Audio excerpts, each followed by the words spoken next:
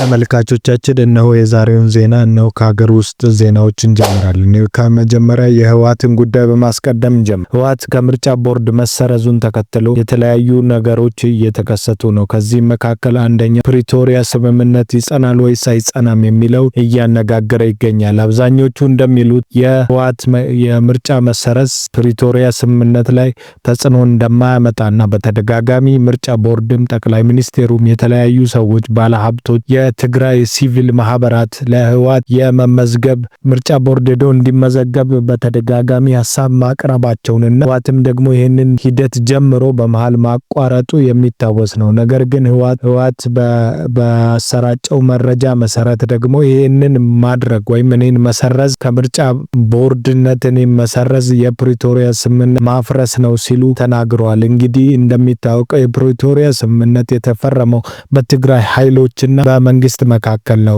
እንደሚታወቅ የምርጫ ቦርድ መንግስት እንደቀላሉ ከማያዛቸው በራሱን የተቋቋመ ድርጅት ሲሆን ህወሓት ከዚህ ቀደም በምርጫ ቦርድ የተሰረዘው የምርጫ ቦርድ ድምጽ ባለማክበርና የፌዴራል መንግስትን በመውጋት የተነሳ የሽብር አዋጅ ነው። ይህንንም ተከትሎ ደግሞ የሽብር አዋጁ መነሳቱ በፓርላማ ይታወቃል።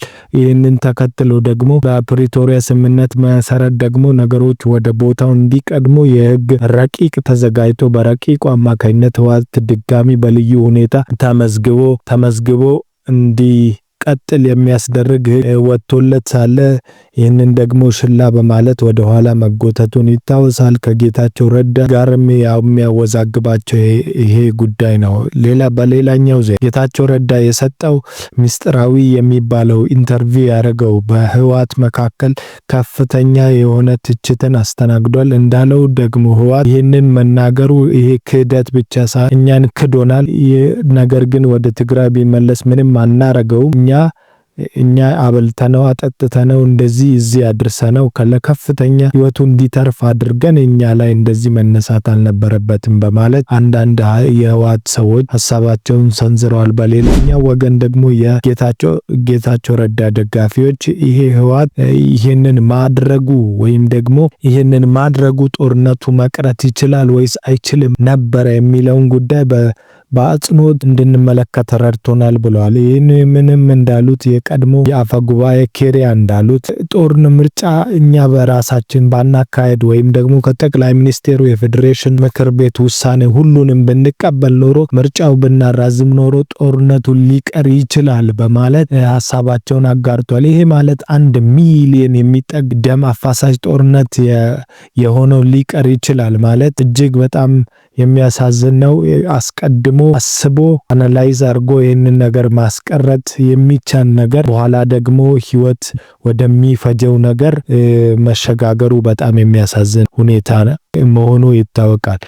ሌላኛው ዜና የአሜሪካው ፕሬዝዳንት ዶናልድ ትራምፕ ወደ አሜሪካ መመለሳቸውን ተከትሎ የተሰማ ለየት ያለ ዜና ትራምፕም እንዳሉት ለራሺያው ፕሬዝዳንት ፑቲን ደውላለሁ፣ ከዛም ለዘሌንስኪ ደውላለሁ፣ ከዛም በኋላ ስምምነት ይኖራል በማለት አወዛጋቢ አስተያየት መስጠታቸው እንደቀጠለ ይገኛል። በሌላኛው ዜና ከአሜሪካ የተሰማው የቀድሞ ፕሬዝዳንት ባይደን የልጃቸው ሞት ቀን እንደማያስታውሱ ተናገሩ። ይህንን በተመለከተ በጣም አወዛጋቢ እንዴት የአሜሪካው ፕሬዝዳንት ሆነው ሊቀጥሉ ቻሉ? ይህንን የልጃቸውን ሞት ቀን ማያስታውሱ ከሆነ እንዴት የአሜሪካ ፕሬዝዳንት ሆነው ሀገሪቷን ሊመሩ ቻሉ የሚለው ብዙ እያነጋገረ ይገኛል። ይህንንም በተመለከተ ደግሞ የማስታወስ ችሎታ ከሌላቸው ወይም ደግሞ ሜንታሊ ኋላ ደከም የሚሉ ከሆነ ለምን ፕሬዝዳንትነታቸው ወቅት ይሄ ሚስጥር ተደበቀ የሚል ከፍተኛ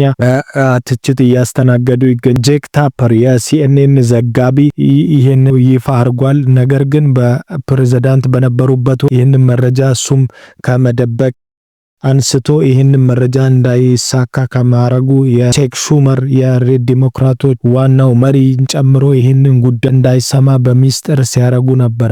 እንግዲያውስ ይሄ ከሆነ የአሜሪካው ፕሬዝዳንት ባይደን በነበሩበት ጊዜ አሜሪካን እየመራት የነበረው ማን ነው የሚለው አወዛጋቢነቱን ይቀጥላል። ምክንያቱም አሜሪካ ባይደን ሌላ ፕሬዝዳንት አላት ማለት ይቻላል። ምክንያቱም ሁሉን ነገር የባይደን ፖሊሲ ከጀርባ ልዩ ኃይል አለ የሚለው አወዛጋቢነቱን ቀጥሏል።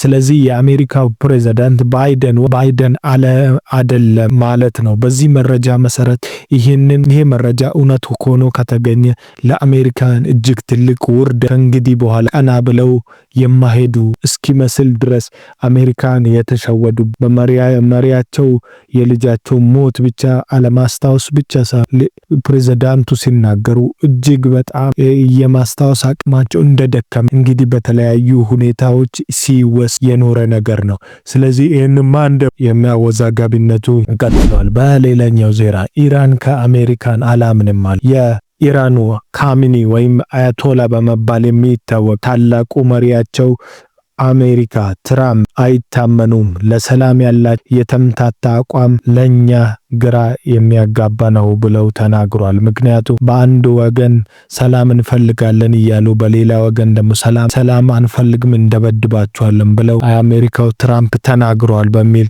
ትችታቸው ማስፈራቸው ይታወቃል። እንግዲህ የኒኩለር ስምምነቱ በኢራንና በአሜሪካና በኢራን መካከል እየተካሄደ ይገኛል። ይህን ደግሞ እስራኤልን እንግዲህ ሊያስቆጣ ይችላል ወይስ አይችልም የሚለው የእስራኤል ሎቢስት ወይም ደግሞ የእስራኤል ደጋፊ ኒኩለር የሚባል ጭራሽ ኢራን መድረስ የለባትም ሲሉ፣ ኢራኖች ደግሞ ሲቪሊያን ኒኩለር ደግሞ መብታችን ነው፣ በዓለም አቀፍ በተስማማነው መሰረት ማንም ሰው ኒኩለሩን ለጦሩ ላልሆነ ነገር ማዋል ይችላል በማለት ተናግሯል። እንግዲህ